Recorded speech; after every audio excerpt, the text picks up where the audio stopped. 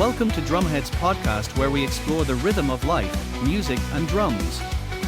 Yuri Ruley of MXPX joins us this time out. Please remember to subscribe, like, and leave us a review. Thanks for listening. Electrical engineer. He did all the high power stuff, like the power to the Cape, basically, to Cape Canaveral. Yeah. And then we moved up to Houston, and he went to work at Landon, so at Johnson. So that's very cool. Yeah, I mean, what you do, wow, man. How'd you get involved in that? Well, gosh, it was I kind of fell backwards into it a little bit, like, so the recession back in 2007, 2008, something like that, hit us hard. So I had to get a real job. Music wasn't cutting it anymore. So, I initially I was not thinking about the shipyard here because, like I said, it's essentially kind of like, you can think of it like the coal mine. You know, it's the main industry of this area. So, I mean, yeah, I've grown up around it my whole life. My dad worked there, and my grandfather worked there.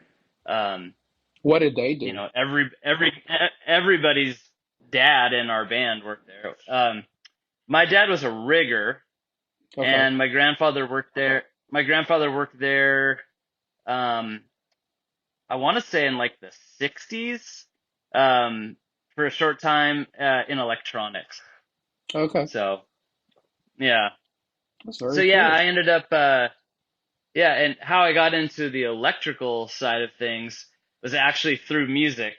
I was doing a side project kind of thing.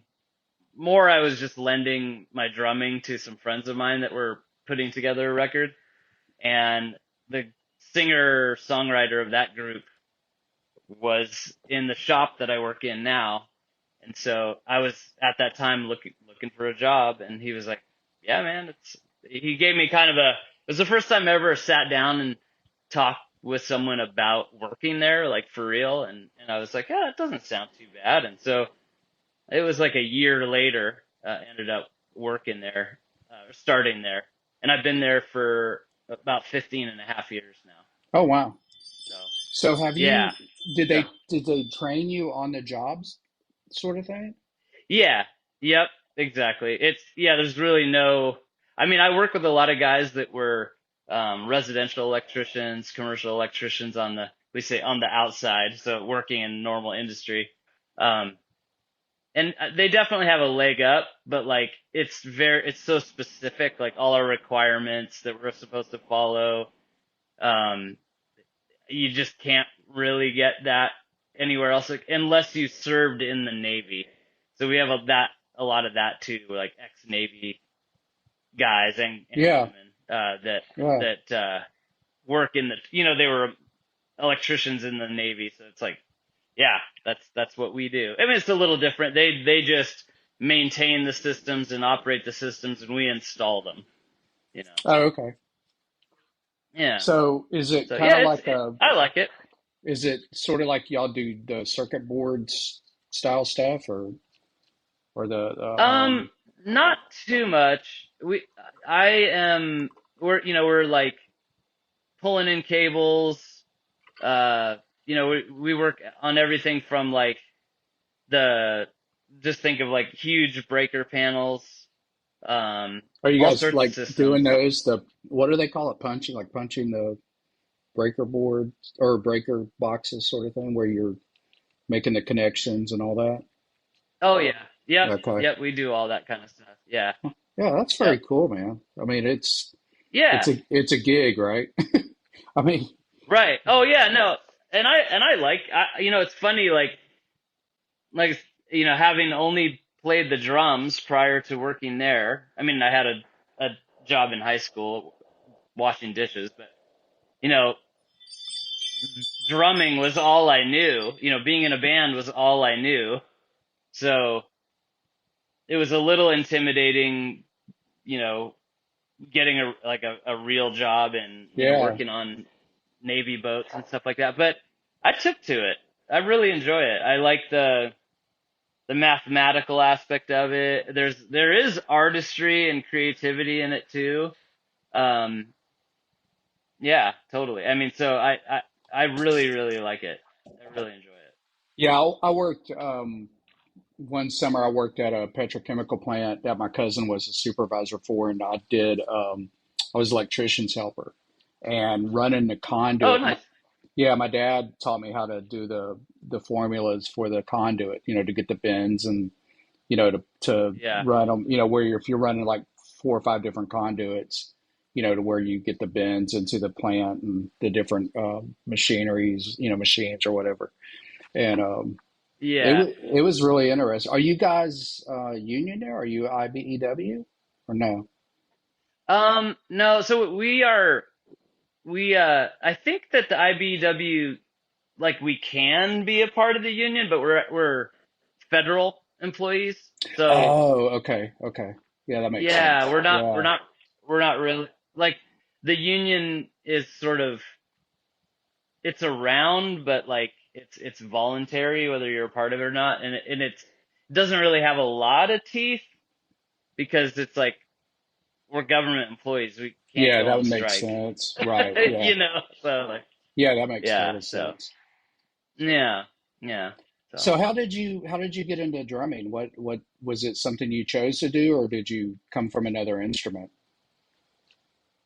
um well, I had so going way back into like elementary school years, um I had wanted to play an instrument and the drums specifically or the saxophone. I was kind of it was between those two. This had been like fourth grade or something. Yeah, And my parents were like, those are going to be expensive to rent. So, your cousin plays the flute. If you want to be in band, you can play the flute. And so I played the flute for 2 years, did you really? in fourth and fifth grade. Yeah. And then I dropped it because I was just kind of like, you know, okay, that was cool. And then I didn't do anything, did not play an instrument until ninth grade. And actually, um, very beginning in ninth grade, we had like an assembly, and it wasn't a talent show, but there were some some kids from the school doing stuff like that. And there Yeah, was a couple of guys that played in a band together, and they did a cover of Enter Sandman when this would have been 91, so the Black Album had just come out and it was the biggest thing in the world. And right. that was really the first time I think I'd ever seen a band actually play, like dudes doing it, right, live in front of me, Yeah. it was in our gym at our school. And and I knew the drummer a little bit, who happens to be Tom, who plays guitar in our band. That's um, funny. I knew him a little bit, and so after the band finished and everyone started kind of like filtering back to class, I walked down to look at like the instruments, and I was really fascinated actually first by the bass guitar, and um, so that was what I was initially going for, was bass. I was looking through the Sears catalog and I found a bass amp combo for like $150, and I'm like, all right, that's it. And didn't get any support from my parents on that, so that little dream kind of died. And then a couple of months later, around Christmas, well, actually, sorry, I'm gonna back up a little bit. In the intervening months, kind of after September on the way to Christmas time, I started, and I don't even know why necessarily, but just like, getting chopsticks out of the kitchen drawer and getting the pots out and setting them up and playing on them, and making drums in the garage out of buckets and trying to get saran wrap tightened as tight as I could for like heads and stuff. And Wow. yeah, it was very strange. And Tom came over to my house one day. I'm not sure why. We were just friends. And he saw what I had going on in the garage, like with this buckets and stuff. And he's like, "What are you doing, man?" Like, he's like, "You need to get like a real drum set." And so, yeah, I was like, "Okay, yeah, I guess I could start playing drums." And and so I think I asked my mom uh, if I could play drums, and she was like, "Yeah, I think that'd be all right," which kind of floored me because like the bass was $150, and that was a no. Drums, even a starter kit, even then was a heck of a lot more than $150. Right. But she was just like, yeah, she said the only thing that I would ask is when you get into high school, because this was like halfway through my last year in junior high, is that you join school band. And I was like, all right. And I had to be in band like the rest of school. So that was kind of her like making sure that this investment was going to at least pay out for the next 3 years. So, Sure. Did um, did yeah, you so like march, or did you get in on the marching team or anything like that? yeah, yeah. So that was what, in the summer they had like a tryout and I had been playing set at that time, maybe. Well, I started playing the drums in like February of 92. So in the summer of 92, um, tried out for marching band and Tom was, in this kind of, he was also a drummer, still a drummer at that time. And he was actually the only guy I knew in band. And again, like I had never been a drummer in like band at all. So I was starting very much at the bottom. I mean, I knew how to read music a little bit, but, yeah, so we got in a marching band. Um, yeah, did marching band all through high school, like the concert band kind of, orchestral stuff, did that. Yeah. Parades, football games, basketball games. Yeah. I actually really enjoyed it. It was a lot. It got to be a lot, especially near the end of school, like because MXPX started getting busier and our our band teacher was under the impression that school band was on an equal footing with MXPX in our arts, and he was starting to see that that was not true. Yeah, he had to talk with us like, "You guys are in two bands. Don't forget that you're in two bands." And we're like, "All right, yeah." So we were good. I mean, we made the parades and all that kind of stuff, Yeah. um, but yeah, but it was great experience. I mean, I was taking set lessons and learning everything I was learning in high school band, and I accelerated quite a bit during that time. Just um, yeah, it was just all drums all the time, and so Yeah. those were very formative first couple of years for me. Yeah, Yeah. I I saw Kiss. My mom took me seventh grade, and I immediately knew I wanted to play. And I went for yeah, guitar at first, and then started playing in high school. I mean, after high school, with some friends, playing in a Journey cover yeah. band, believe it or not. And Oh, nice. yeah, I learned by playing air drums, um, Oh, and muscle memory. So, when my experience yeah. in school band was in junior high, where I played trombone.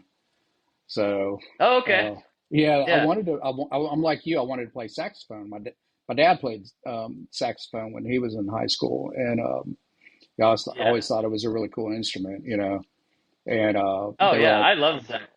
yeah, they were like, no, all those chairs are full, but we have this chair open in trombone.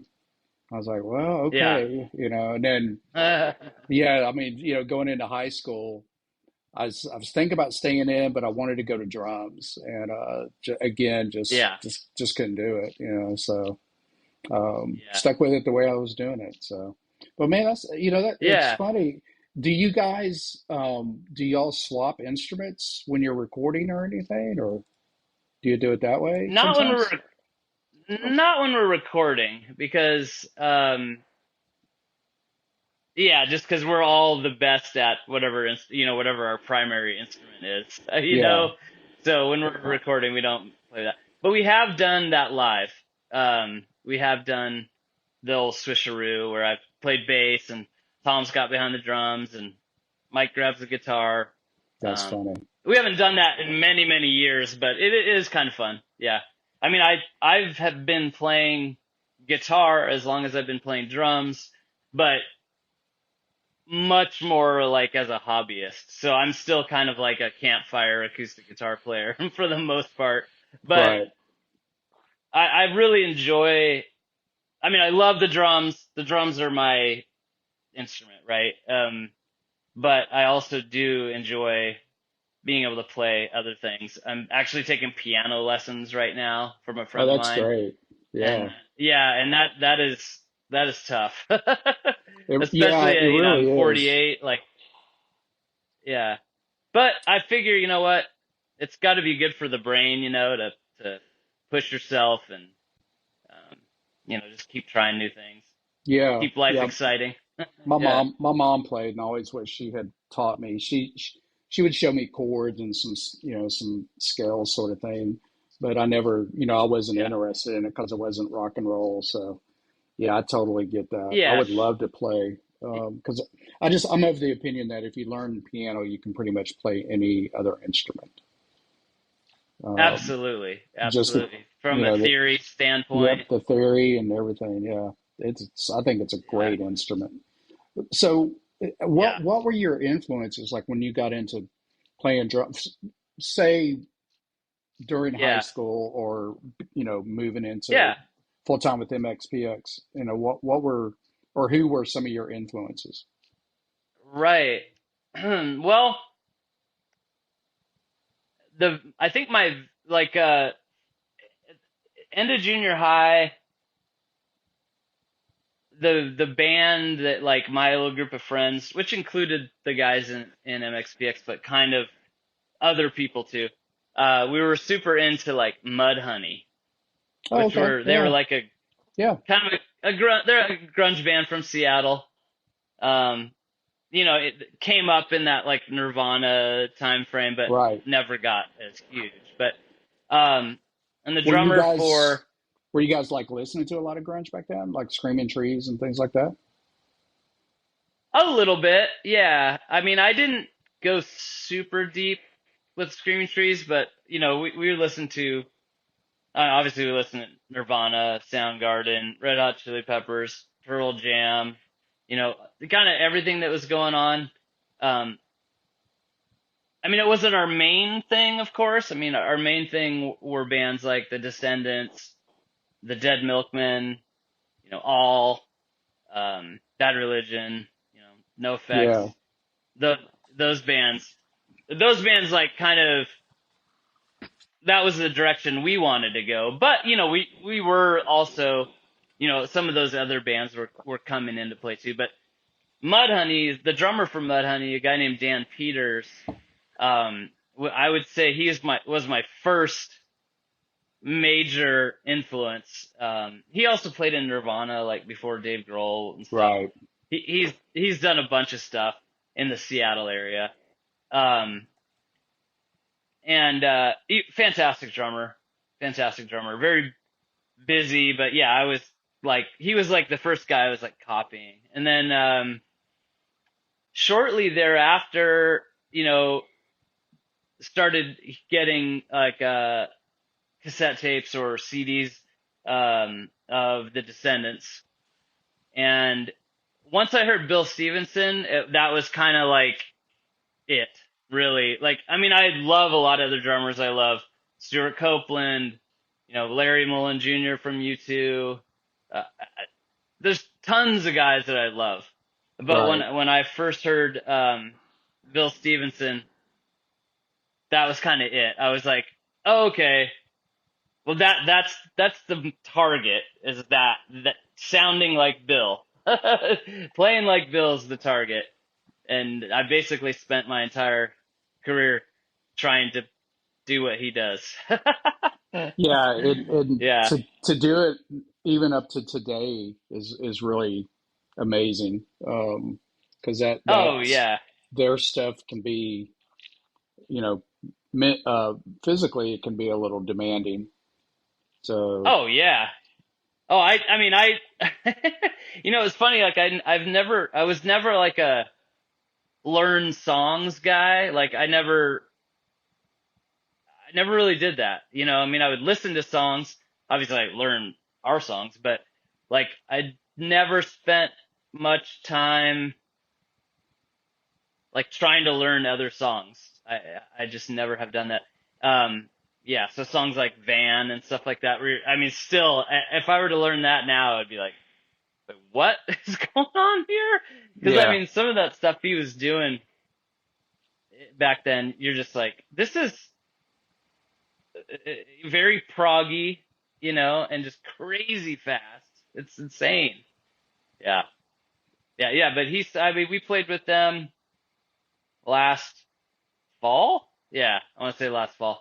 And yeah, Bill's still was that the first fantastic. time I mean, you obviously guys had? Was that the first time, or had you guys done it before? no, we started playing the first time we ever like played with the Descendants was um in 1997 on the Warp Tour. That was our Oh, first okay, year playing Warp Tour. Yeah, so we did a week of the 97 Warp Tour, and the Descendants were, I think, on the whole thing. So that gotcha. was the first time I met, I don't think I met Bill then. I was too afraid to talk to him because I was totally starstruck by not just Bill, but all of the guys in the Descendants. Like completely. Right, And I was young too. I was 21 at the time, so it's still just like, whoa, what?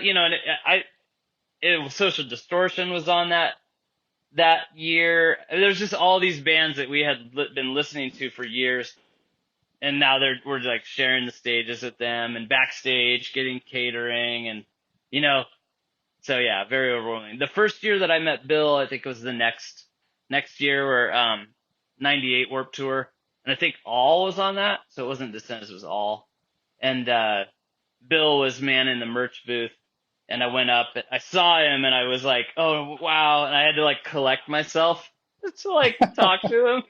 yeah. And I went and bought a bonus cup from him. And I said, "Oh, hey, I'm on the tour, um just totally shy." And I was like that for a while. Not just to Bill again, but to like all the guys in the band. Yeah, Um I've been like yeah. that. So, Yeah, I mean, yeah. in my past, I've written for music magazines and done interviews and reviews and that sort of thing, and I've come to Yeah. know a lot of bands Yeah. that way, and like the guys from Social D, like I know Johnny and Brent, and talk to Mike briefly, every once in a while, and um, even I Yeah. went over to Atlanta last year to go see them with Bad Religion, and just Oh, even though nice. I'm comfortable talking to Johnny and Brent, when I see Mike, I'm still I get that starstruck because they were a huge part of my Sure. youth growing up. Them and Bad Religion, and Yeah. I skated. Yeah. So all those skate rock bands. So I've gotten to know a lot of them. And then in the '90s and early 2000s, it was all those popular bands that were you know that had come up, Smithereens and things like that, that I got to know really well. So and I still Yeah. would get starstruck. Just For sure. me and Pat Denizio, just we absolutely tied one on one night when they played here, and I ended up there were like 50 people there maybe, and I actually ended Mm. up playing with them, playing some Beatles stuff because they were big Beatles fans. And I mean, we were just the next morning, like he was just, he's like, dude, are you cool? Are you good? And I was like, because we met for coffee before they left town, and I was just like, man, I'm dying. I mean, he got me. Oh my God, he got me so drunk. It was unbelievable. But yeah, I mean, those are good stories. That Yeah. those stick with you, and those, you kind of. Oh, I think absolutely. guys like your band, you kind of ride that fine line of where you get to the point where you're playing with your influences, and so you run that fine line, Oh like yeah. you were saying, where you're kind of like fanboy, but also, you're thankful for the opportunity, to be able to meet those guys, especially Oh on it, yeah. I mean, like you're talking about Awe and Descendants and that sort of thing. I mean, I couldn't even imagine. yeah. Yeah, Well, and we got yeah. go ahead. We Go ahead. spent years I just wanted to say like, the guys in Descendants and all, I mean, same guys. Right. Mostly. Um we spent a lot of time with those guys over the years. Um Stefan Edgerton actually worked for our band for a couple of years touring as a guitar tech Oh, cool. and a drum Okay. tech. Yeah, he was Descendants weren't doing anything, All wasn't doing anything. He was kind of in a lull, and so yeah, I guess we just reached out and hey, you want to come out on the road? And he is one of the best humans I've ever met, like in any way. He's just such a good dude. Um, Bill too. I've gotten Bill did him and Stefan and Bill did our first live record in '98. Bill flew out to Washington D.C. and Philadelphia and was with us for like 3 or 4 days. Hmm. And this is back when you had like a mobile studio pull up next to the venue and running these big snakes in and yeah, he did the engineering and I remember like Bill going, I'm gonna tune your drums. And I'm like, okay. I'm just watching Bill like tune my drums, and oh, can you set your kit up? And then setting the kit up, and then he sat behind it and just started playing around a little bit. And he has such a specific way of like the way he plays is so unique. It was just crazy to see him like there he is, there's Bill Stevenson playing my drums, just all yeah, like you're right, all those little memories um with those guys. Yeah, so I mean, hands down, yeah, Bill Stevenson. Obviously, he's a lot of drummers. I mean, he's ridiculous, so it makes sense that so many people love him. But like, Right. um, yeah, he's really such an interesting person too. And not only is he this amazing drummer, but he's like this amazing songwriter and all that. That was yeah, that Well, was if you think about it from the way punk has progressed, he was Descendants were one of the kind of the first bands, I guess, as punk became more musician like, more where there's more musicianship. I'm trying to think of a way to say it. Um, where yeah, the songs were more structured, and everybody, you had guys like you who, were they had marched in school, so they got the chops. They know what rudiments right, are. Versus just playing D beats and just blasting away at these things. There was structure in right. the songs, and Descendants were a big part of that coming up. So Oh yeah, he stands to reason that that guy is one of the biggest influences in punk. Like oh for bands, sure, during yeah. your era. When you guys Hmm. first started coming up. So with that said, is there any kind of weird influence that you have, or any sort of like someone that no one's heard of that you could share that you Hmm. really influenced what you did?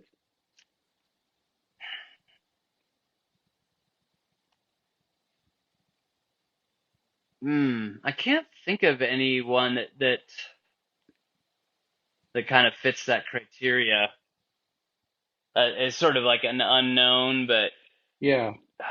man, I mean, not particularly. I mean, there were so many drummers that so many bands that we played with over the years, and of course, I'm watching the drummer, and there were some. absolutely fantastic drummers out there in bands that came and went, you know. Yeah. And yeah, I have no idea what they're doing, but I was sort of influenced by everyone that I played with, pretty much, I think.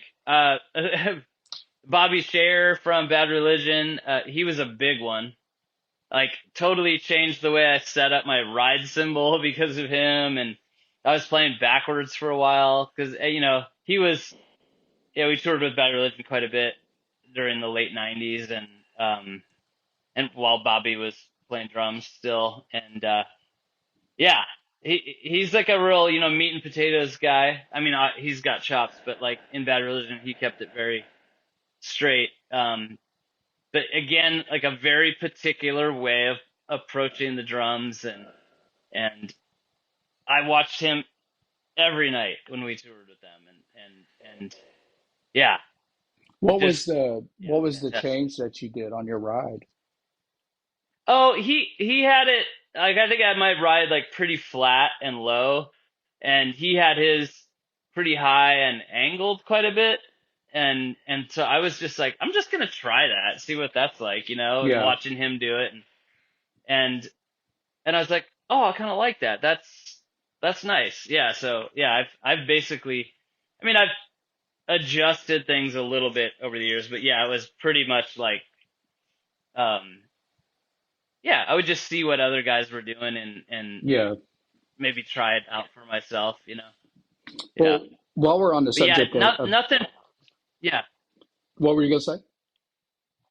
Oh, I was just saying I can't think of anyone that you'd never heard Oh, of that okay. was like this big influence. Not particularly. Yeah. Yeah. What while we're on the subject of cymbals, I guess we can go ahead and start talking about gear. And Oh yeah. however you want to approach the setup. Has anything changed, through the years? For example, like when I first started, I mentioned I was in that Journey cover band. I thought I had to have all these Yeah. toms and all these cymbals and two Yeah. Tynas facing me like Steve Smith did. And, as I got Right. older and, my playing got better and I started stripping away stuff. So, what has changed in your setup, or has anything changed, or what's your Not gear not now? And really. Yeah, I mean, not really. I've basically always played a four piece. I mean, at home, just kind of on my own time, I have experimented with other setups and stuff, but really, like, it always comes back to the four piece. yeah, And for a long time, I only had one crash. So, like, I added a second crash at some point, you know, oh, I should probably have another crash. And, no, but yeah, I basically had four piece kit, hats, ride, and two crashes forever, essentially. Yeah. Um, I've always wanted to do yeah. that. I'm And I'm, I'm a one up, one down guy also, and I've yeah. always wanted to Yeah. do the two symbol thing and just kind of see what happens with it. What do you do? How many crashes or I'm symbols do you I, have? I'm I'm two crashes, ride, and a China. Oh, okay. Okay. Yeah. Yeah. Yeah, Yeah. I'm very simplistic. I try to be as simplistic as I can, but I love having a Yeah. China, or a splash, just Yeah. some sort of effect symbol now. Yeah. Yeah. I've seen people, yeah, they'll have, yeah, the China and a little splash kind of next to the hats or whatever. I don't know. Yeah, I guess that setup has worked for me, and I've thought, oh, this would be kind of fun to play around with this or that, but I've just never like incorporated it. We did one record a couple years ago where I had three crashes. So I had like above my ride, kind of, not directly, but a little bit. I had a 20-inch crash, so I would ride that. That was kind of my dedicated crash ride, Yeah. and then I would have two smaller crashes, outside of that, and I liked that. And I think there's been a time or two where I've had a little bit more gear than I like needed to, like on a rider, and I'll be like, ooh, I'm gonna set up another crash cymbal, just for fun. I've Yeah. done that just a few times. Yeah. What kind of Um, cymbals do you or use? trying to do the bill thing. Oh, Right now I just use like the four crash cymbals that Bill does. I've never done that, but that, um, right now I have Zildjians. I just use like, Sweet K's are the cymbals I tour with now. I have Sweet K's and A's at home.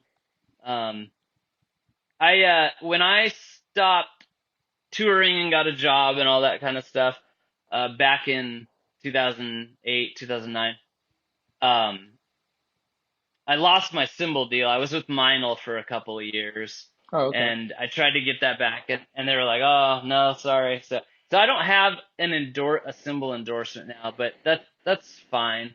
I like Zildjians, and they work for me, and yeah.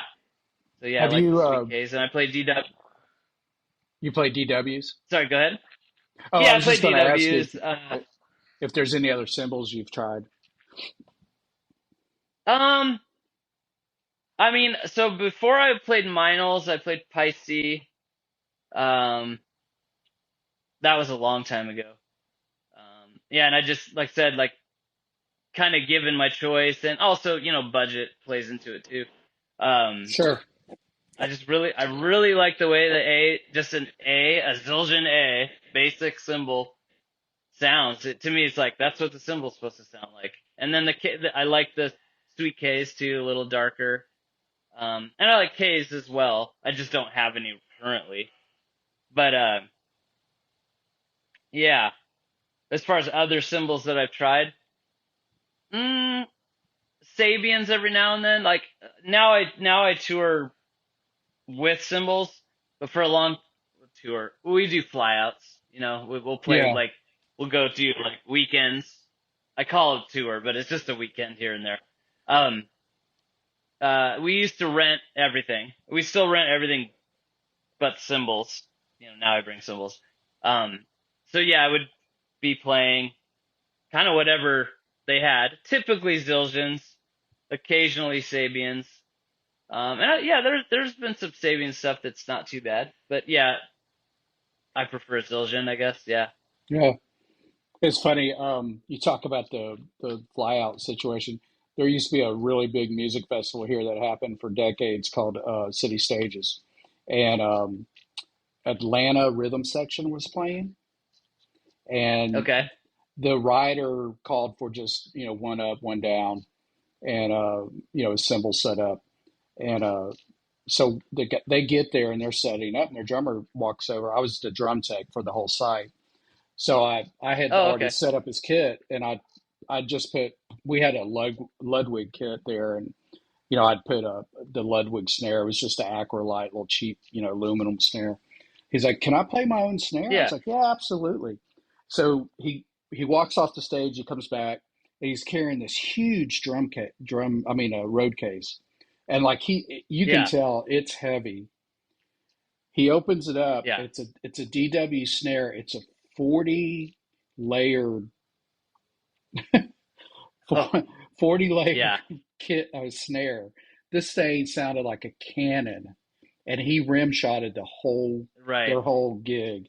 Man, that thing! Oh my God! And the first time he was doing it when they were doing sound check, he started doing hitting rim shots. Man, I mean, it literally hurt my Yeah. ears. I mean, this thing was ungodly. Oh man. But that always sticks with Yeah. me because he was so like nonchalant. I say, "Hey, yeah, mind if I play my own snare?" Like, yeah, absolutely. And then he shows Yeah. up with this Yeah. monster. So, Right. Right. well, you Yeah. were talking about flyouts and stuff. What's going on with the band? I know you guys played fairly recently, and then you said you were going into the studio, or you're in the writing Yeah. phase. You said. So what's going on? Yeah. In the writing phase. Yeah. So the last time we played was in January. We played a couple shows in Texas, Houston, and Dallas. And then work stuff is happening over these last couple months. Had to do some traveling for work. Um, and so while we've been busy with our day jobs, um, Mike, our singer and songwriter, has been writing new songs. So we're going to be getting together soon and basically starting that process of making all his songs MXPX songs, and putting in our 2 cents and Yeah. writing our parts, our individual parts and all that. And I think while we're doing that, we'll get back into doing shows as well. Typically we'll do like one weekend a month is like sometimes more, sometimes less, but that is basically what it evens out to. Yeah. So yeah, we haven't done like a tour like in the traditional sense for a I very know, long time. I know you But guys have played Furnace Fest here a couple times. yeah, You think you guys yeah, will think you that guys will hit that one? I know they announced the I lineup, mean, but yeah, I mean, yeah, like I haven't heard that we're playing that this year, but I mean, again, like we haven't anything could really talked happen, a right? ton about yeah, anything could happen right now. But yeah, we there's always something in the works, but whether that knowledge trickles down to me, it doesn't typically trickle down to me like very early. It's sort of like, hey, can you play this weekend or that weekend? Like kind of blocking out times, and Yeah. then it'll fill in that, once they know, okay, all the guys in the band can actually play this show, um, then they start working on where and what venue and with who. Any social, profiles or anything you would like to share? I mean, I'm really bad with social media, so I would hate to like put out like, oh yeah, this is my Instagram and my Facebook. I never post anything, not quite Yeah. never, but yeah. So Well, yeah, not. I know it's kind of yeah. No, I don't. well, Yeah, well, I'll nothing put really. the I'll put the band's website up. How's that? Oh, there you go. Perfect. Perfect. That's All perfect. right. Well, Ruley, thank you for coming on the show. I appreciate it. Yeah, man. If you guys ever play around town, or nearby, I'll reach out to you and come by and shake your hand. Yeah. Oh yeah, for sure. Yeah, because Oh, I'm absolutely. not too far from Yeah, you Nashville or definitely Atlanta, should. so hopefully, yeah. So maybe Oh, we'll nice. get you on. Yeah, we All right, cool, man. Well, that's all I got for you, Yuri. we I have appreciate it. we hit a Yeah. yeah. Sorry. That's all right. Yeah, we hit Atlanta every now